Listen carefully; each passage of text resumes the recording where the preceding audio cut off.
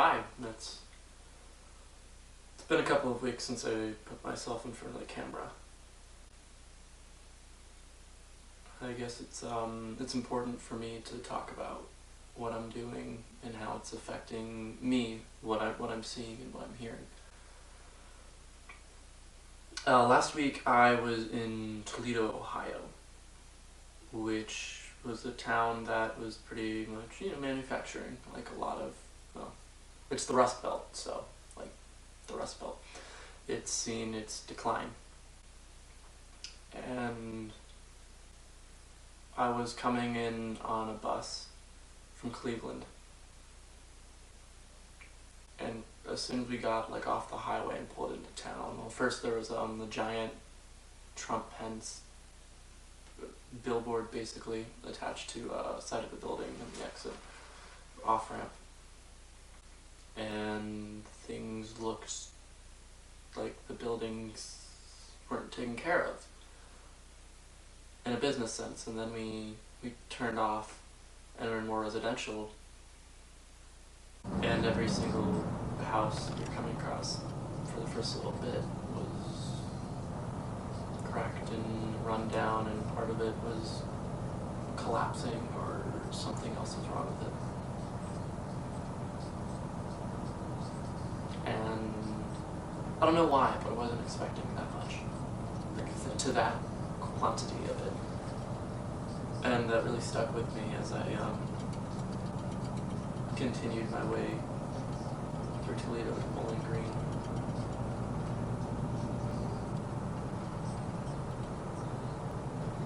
And I was thinking about it, and like that's the image in my head I have of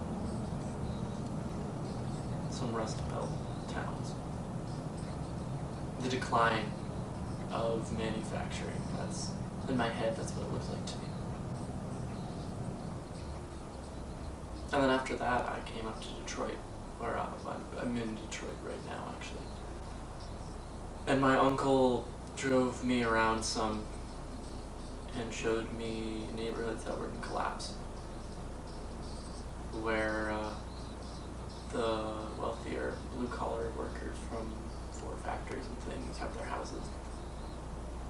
And every single one of these houses is much bigger than my parents' house, which isn't a huge house, by no means small. And a lot of these were abandoned, and a surprising number of them were collapsing. And then he took me around more of Detroit and showing me parts of the city that since the 60s have been in entropy, basically. And I've been having trouble with that. I almost don't know what to do with it. Because, like, I know Detroit has been through hell since the 60s. Like, this isn't new information to me. But, I don't know. I've never seen it.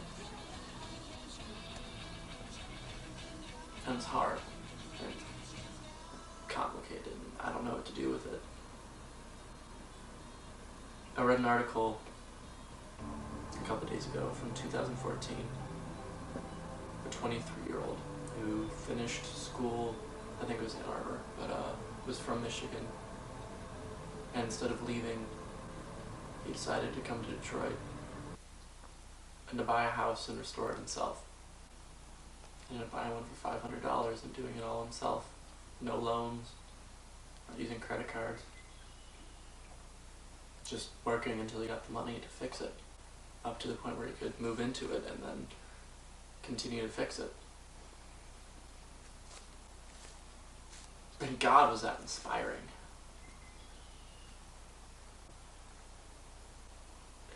It's incredible. He has a book coming about it next week, I've heard. About his experiences doing it and everything.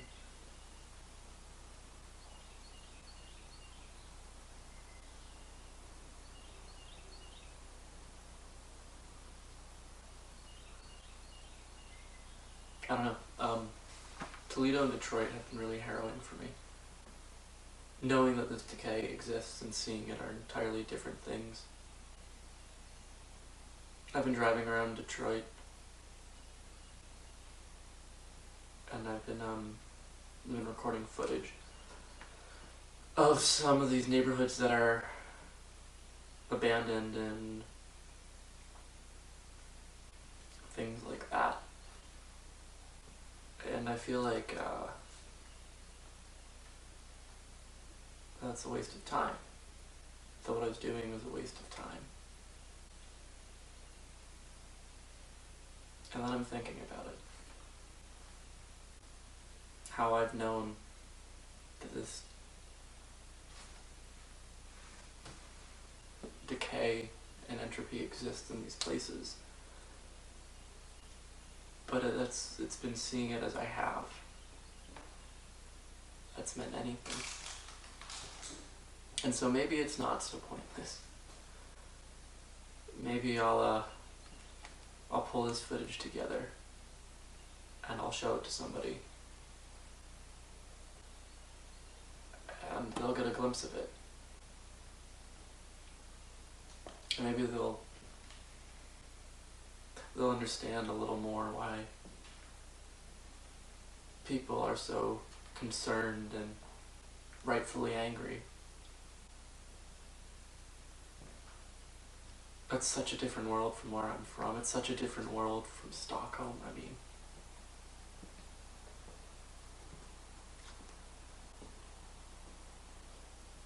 And I'm working on it, on processing and understanding this, and what I've seen, and how incredible the people who are that are here are working and thriving and trying to rebuild it.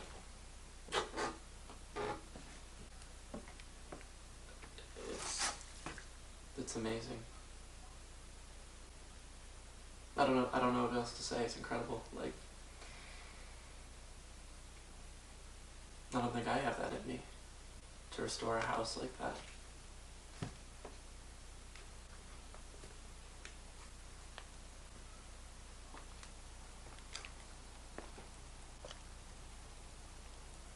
These places are really important.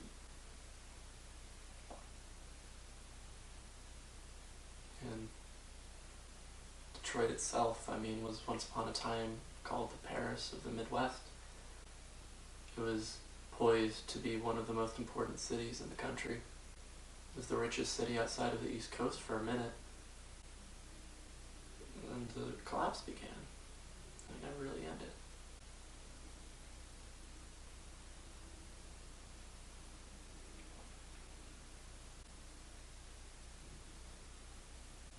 I don't know. I'm curious as to how everything will go.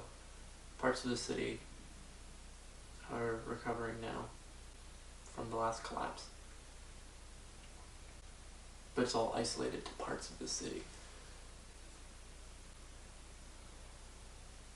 The divisions are by no means gone to the point they're worsened, but this place is resilient.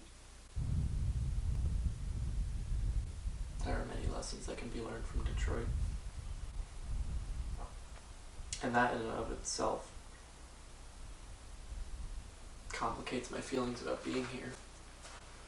Because I haven't been able to do what I want to do here.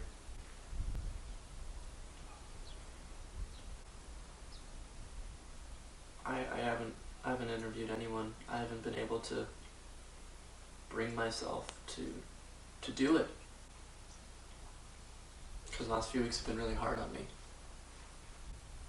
And I don't know.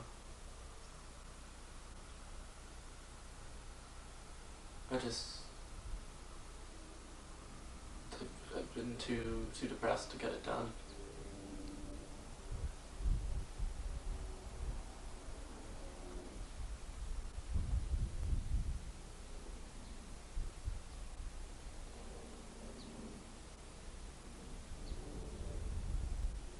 I went to Flint a couple days ago. and I drove up there and everything looked normal.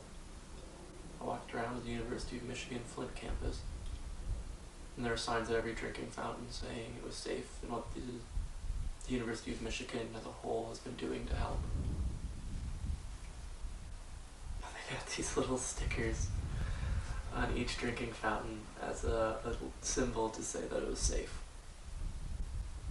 And I couldn't help but think of that an entire generation in that town whose future is forever changed because of some 70-year-old pipes that should have been good for another 30 that were corroded by new water and seeped lead into the drinking water for all these children.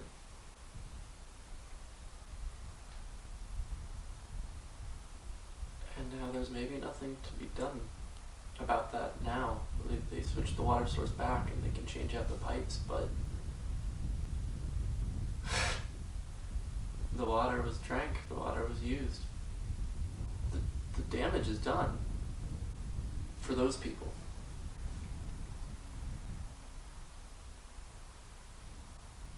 It breaks my heart a little bit. I wasn't able to see much in Flint. I got there too late in the day. I stayed to see a Black Student Union open mic night, which was mostly ended up being karaoke.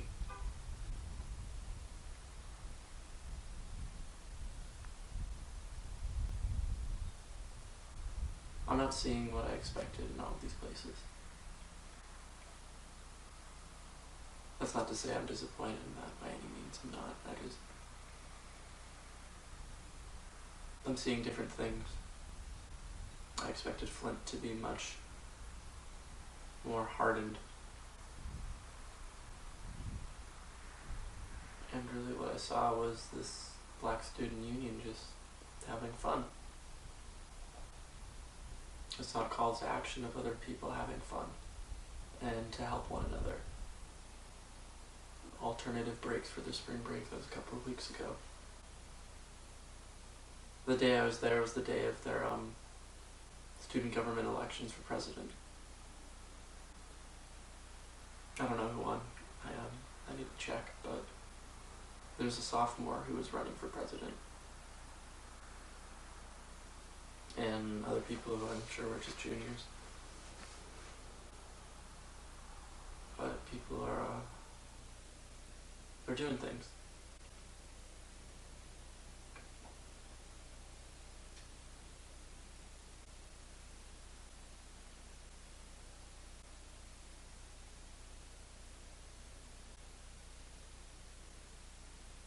This project is opening my eyes to some things.